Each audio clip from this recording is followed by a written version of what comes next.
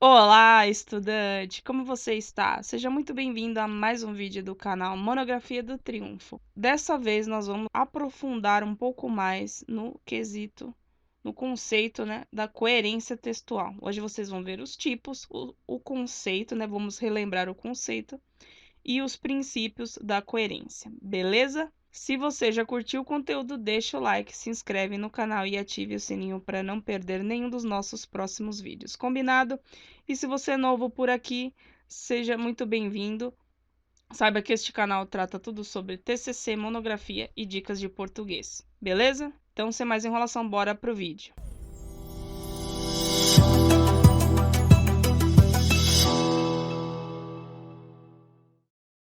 Bom, esse vídeo eu resolvi fazer devido a uma dúvida de uma inscrita, né? Vamos lá. Primeiramente, vamos lembrar o conceito, né? Eu fiz um vídeo falando mais superficialmente sobre coesão e coerência. Se vocês ainda não viram, eu vou deixar linkado aqui nos cards para vocês, certo? Conceito da coerência.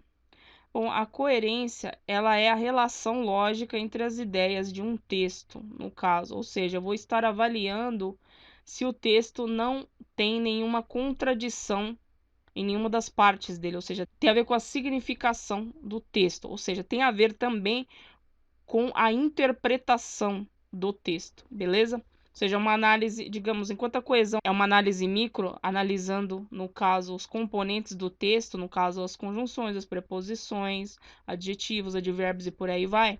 Ela analisa os elementos do texto, a coerência não, é uma análise macrotextual. Ou seja, ele está relacionado com a significação e não com os elementos do texto, ela é mais abrangente, certo? E ela engloba 3 princípios básicos, a coerência. O princípio da não contradição, ou seja, de não ter ideias antagônicas, né, ideias contraditórias, tipo antíteses no seu texto. Por exemplo, eu adoro viajar para o exterior, mas nunca sair do meu país. Isso é uma contradição, isso é uma ideia contraditória, entendeu? Tem um conceito muito legal do livro 1984, isso seria o duplo pensar. O duplo pensar o que é? Nada mais do que uma ideia que anula a outra, ou seja, uma ideia contraditória. Eu tô falando A, aí depois eu falo B que anula o A, entendeu? Mais ou menos isso. Elas são excludentes entre si. Esse seria o princípio da não contradição. Agora, o princípio da não tautologia seria aquela repetição excessiva de palavras ou termos. Por exemplo, repetir que 5 vezes na mesma frase, ou um substantivo ou um adjetivo. O que isso significa? Que eu não consigo trocar o termo por um termo semelhante, indicando pobreza no meu vocabulário. Então, por isso que esse princípio da não tautologia não é recomendável para um texto coerente, né? Essa repetição excessiva de palavras ou termos. E o princípio da relevância, que no caso seria aquele texto fragmentado que aborda assuntos diferentes não relacionados entre si. No caso, o que eu estou querendo dizer?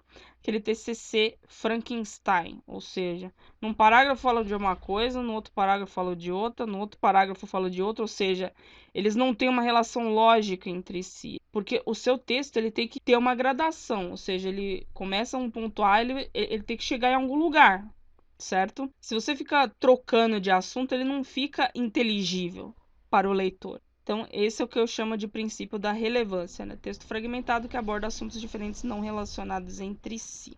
Faz parte dos 3 princípios da coerência. Agora vamos aos tipos da coerência que eu tinha ficado devendo no outro vídeo, né? Falei só sobre os tipos da coesão. Por isso que eu estou aconselhando vocês irem lá para ver os tipos da coesão. E aqui vocês veem o tipo da coerência.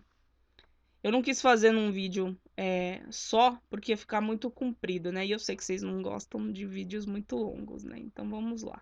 Existem 6 tipos de coerência: a temática, genérica, estilística, sintática, semântica e pragmática, certo? Então vamos a cada um deles. Primeiro vamos à temática. Temática, como o próprio nome diz, vem de tema, né?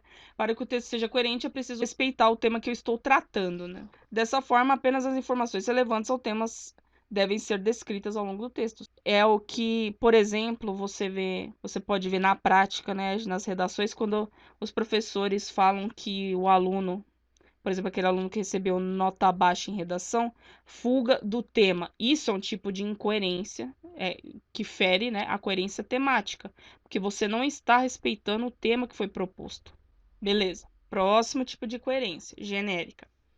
Bom, aqui, como o próprio termo diz, genérica vem do gênero, o gênero do texto que eu estou abordando, o texto. O texto deverá seguir o mesmo padrão de gênero, como conto ou crônica até o fim, com exceção dos textos literários, que aí eu posso brincar, né? Eu posso fazer vários estilos de texto em um só.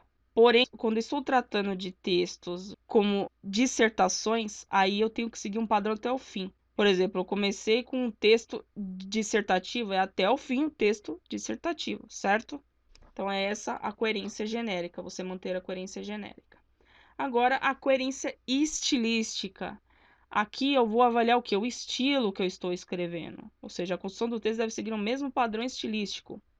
Ó, por exemplo, se o meu texto foi iniciado com uma linguagem culta, eu tenho que seguir esse padrão até o final. A mesma coisa, eu comecei o meu texto com uma linguagem coloquial, então vou até o final, para ele se tornar coerente. Correto? Coerência sintática. Bom, assim, a coerência sintática vem da construção correta de uma frase, né? Vem da análise sintática, né? Ou seja, isso pode seguir a ordem direta, sujeito, verbo e complemento, ou a ordem inversa. Mas no caso aqui, você tem que ter uma coerência sintática, ou seja, você tem que respeitar a construção correta da frase. Ou seja, todos os elementos da oração devem estar dispostos corretamente para que a sentença faça sentido. Então, isso é a coerência sintática, respeitando a análise sintática. Certo? Então, vamos lá. Coerência semântica. Aqui já vem do significado das palavras. Percebe? Ali, na coerência sintática, tem a ordem correta das palavras, e na coerência semântica tem a sequência lógica das ideias. Ou seja, está ligado à organização lógica das ideias para que essas não se tornem contraditórias, para que não firam aquele princípio da não contradição. Por isso que é importante, né, a coerência semântica.